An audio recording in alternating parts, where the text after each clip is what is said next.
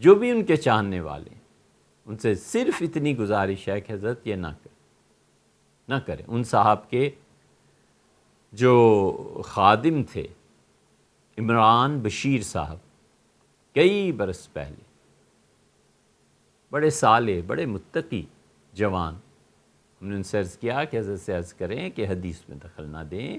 آپ جتنی احادیث بیان کرتے ہیں ان میں 20 ایسی ہیں جو اصل میں ہیں ہی نہیں. کئی بار عرض کیا. پھر 3-4 مرتبہ ایسے ہوا کہ انہوں نے فرمایا کہ میں فلاں وقت آؤں گا، اور ہم اپنی محرومی کی وجہ سے، وقت کے آگے پیچھے ہو جانے کی وجہ سے نہیں ملے. کیونکہ دوست جانتے ہیں کہ جو وقت ہے بس ہے، 3 ہے تو 3:15 نہیں ہونے چاہیے نا، ورنہ پھر اور بھی تیرے کام ہوتے ہیں. تو کئی مرتبہ ایسے ہوا. تو پھر عمران صاحب سے اس کے بعد ملاقات نہیں ہوئی. میرے بڑے محترم، بڑے مکرم، بڑے متقی نوجوان، ان کی خدمت میں گزارش کی کہ حضرت آپ ان سے یہ عرض کر دیں کہ نہ کریں، ہمیں ملا دیں. ملنے کا تو خیر سوال ہی نہیں، وہ تو بہت بڑے آدمی ہیں بھیا، ہم جیسے جاہل اور بیکار لوگ کہاں مل سکتے ہیں. مگر انہوں نے اپنی تقریروں میں یہ جو رسول اللہ صلی اللہ علیہ وسلم کا کہا ہے نا کہ انہوں نے تمنا کا اظہار کیا کہ کاش وہ غلام ہوتے، یہ جھوٹ ہے. حضور اقدس صلی اللہ علیہ وسلم نے کبھی اس تمنا کا اظہار بھی نہیں فرمایا. اور نبی کریم صلی اللہ علیہ وسلم کیسے سکتے تھے نبوت اور غلامی جمع ہو جاتی. تو اس لیے گزارش کہ نہ کریں، نبی کریم صلی اللہ علیہ وسلم پہ جھوٹ نہ بولیں، بس اتنی بات. اور اگر یہ کہیں ہے، یہ حضرت ابو ہریرہ رضی اللہ عنہ کا اپنا کلام نہیں ہے بلکہ نبی کریم صلی اللہ علیہ وسلم ہی کا کلام ہے، تو یہ کہیں آخر آیا ہوگا نا، وہ بتا دیں. کرمانی نے یہ جرت کی ہے، یہ کلام سارا رسول اللہ صلی اللہ علیہ وسلم کا ہے. اس پہ پھر عینی، ابن حجر اور بخاری کے شراح انہوں نے خوب جواب دیا ہے کرمانی رحمۃ اللہ علیہ. خاص طور پہ ابن حجر رحمۃ اللہ کے اس وقت ذہن میں نہیں ہے، لیکن ان کا ہے بدر الدین عینی رحمۃ اللہ علیہ. عینی بڑے تھے ابن حجر رحمۃ اللہ علیہ سے، لیکن انہوں نے خوب اس پہ نقد کیا ہے، تنقید کیا ہے، اور ثابت بھی کیا ان محدثین اور شراح نے کہ کلام حضرت ابو ہریرہ رضی اللہ عنہ کا مدرج ہے، یہ حدیث مدرج. دوسری چیز جو انہی صاحب نے اپنی ایک تقریر میں کہی ہے، وہ جھوٹ صرف رسول اللہ صلی اللہ علیہ وسلم پہ ہی نہیں ہے، وہ جھوٹ اللہ کے فرشتوں پر بھی ہے، اور وہ جھوٹ حضور اقدس صلی اللہ علیہ وسلم پر بھی ہے، اور سیدنا ابراہیم علیہ السلام پہ بھی ہے. وہاں بھی سب یہی ہے. ان صاحب نے فرمایا کہ پوری انسانی تاریخ میں فرشتے صرف 2 مرتبہ روئے ہیں. اب یہاں سے جو باتیں آگے آ رہی ہیں، جو صاحب بھی سننے انہیں چاہیے اب پورا سن لیں، ایسے نہ ہو وہ درمیان میں اسے چھوڑ دیں تو خود غلط فہمی میں مبتلا ہو جائیں گے. انہوں نے فرمایا کہ پوری انسانی تاریخ میں فرشتے صرف 2 مرتبہ روئے ہیں. فرشتے اس وقت روئے ہیں جب حضرت ابراہیم علیہ السلام نے اسماعیل کے گلے پہ چھری رکھ کے ذبح کرنا چاہا، تو باپ بیٹے کو ذبح کر رہا ہے، فرشتے رو پڑے کہ باپ کے جگر کا ٹکڑا ہے، باپ کا جگر گوشہ، باپ کا پلا ہوا بچہ، اور محبت اور تعلق، اور باپ اپنے بیٹے کے گلے پہ چھری رکھ کے اسے ذبح کرنے لگا ہے، فرشتے رو پڑے.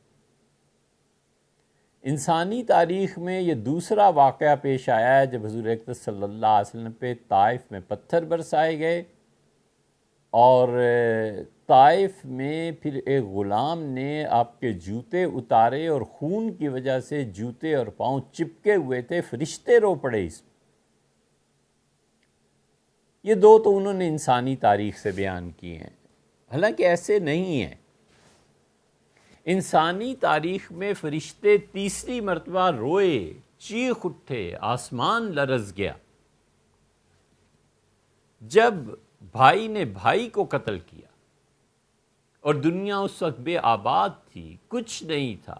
ابھی کتنے سال ہوئے تھے حضرت آدم علیہ السلام کو جنت سے یہاں بھیجے ہوئے، حابیل اور قابیل اور قابیل نے جب اپنے بھائی کو قتل کرنا چاہا تو فرشتے رو پڑے۔ حضرت آدم علیہ السلام نے پوچھا کہ یہ کیا ہو رہا ہے، تو بتایا گیا کہ حضرت یہ حسد ہے، یہ آپ کے اولاد میں رہے گا۔ فرشتوں نے چیخیں ماری، آسمان لرز اٹھے، زمین کانپ کے۔ انسانی تاریخ میں فرشتے چوتھی مرتبہ روئے ہیں جب بھائیوں نے بھائی کو کنویں میں پھینک دیا اور جا کے باپ سے جھوٹ بولا کہ ہم بھیڑیے کا خون، اور ہم گئے تھے اور فاقہ لہو بھیڑیے نے اسے کھا لیا، اور اللہ کی وحی اس بچے پہ آئی کہ ہم وقت لے آئیں گے ایسا کہ جب تم اپنے بھائیوں کو بتاؤ گے خود کہ تم کیا ہو اور وہ کیا ہیں۔ فرشتوں نے دیکھا بھائی نے بھائی کو قتل کر دیا تھا وہاں حابیل اور قابیل میں، اور پھر بھائی کو بھائیوں نے کنویں میں پھینکا اور موت کے منہ میں دے کے چلے آئے۔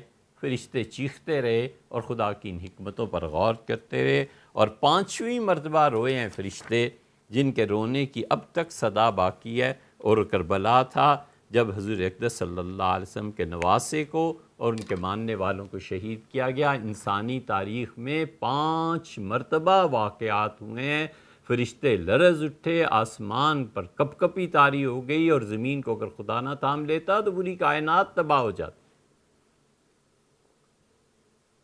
اور یہ سب جھوٹ ہے۔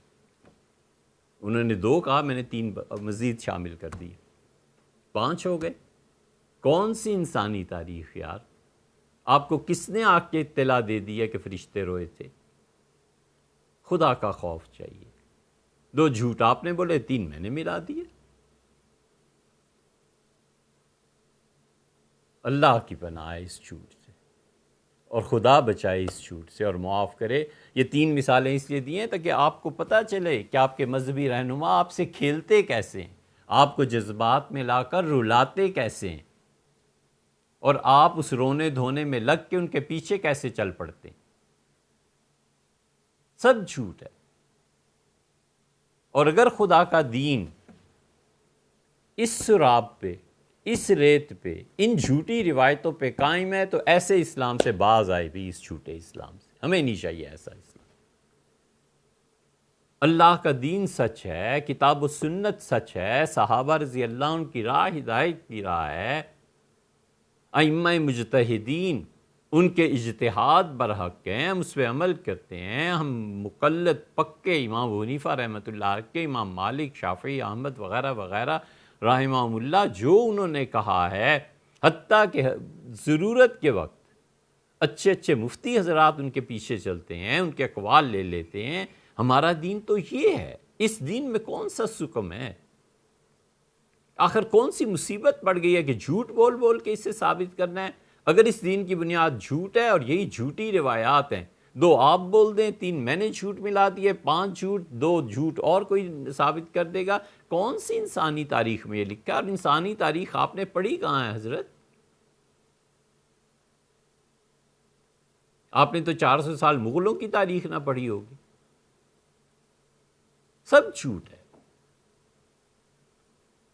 ان سے یہ پوچھ لیں کہ آپ کو کس نے خبر دی ہے کہ فرشتے روئے ہیں یا فرشتے ہنسے؟ آپ کو کس نے خبر دی ہے کہ حضرت ابراہیم اور اسماعیل علیہ السلام ان کے ذبح پہ آسمان ایسے ہو گئے، زمین؟ ہم نے بھی جھوٹ بولا، اس لیے کہ لوگوں کو بتائیں یہ مذہبی رہنما تمہارے ساتھ ایسے کھیلتے ہیں، جھوٹی روایات سناتے ہیں، بچو ان سے۔ جس دینی مجلس میں بھی آپ زندگی میں جاتے ہیں، جب آپ واپس اٹھتے ہیں، آتے ہیں، تو سوچ لیا کیجئے کہ آج میں نے کیا حاصل کیا، اتھینٹسٹی اس کی کیا۔ یہ ان اتھینٹک روایات جو ہے نا، انہوں نے ہی تو عذاب میں ڈالا ہوا ہے۔ کوئی لندن میں اٹھ کے کتاب لکھ رہا ہے، کوئی امریکہ میں US میں لکھ رہا ہے، حضور اقدس صلی اللہ علیہ وسلم پہ اعتراضات کیے جا رہے ہیں، اس میں وہ ایسی ایسی روایات لائے ہیں کہ اب ہم انہیں کہیں کہ یہ جھوٹ ہے تو وہ کہتے ہیں اچھا یہ تمہاری کتابوں میں ہی تو لکھا ہوا ہے، یہ تم لوگ ہی تو کہتے ہو، اور اگر کہیں یہ سچ ہے تو سچ ہے نہیں۔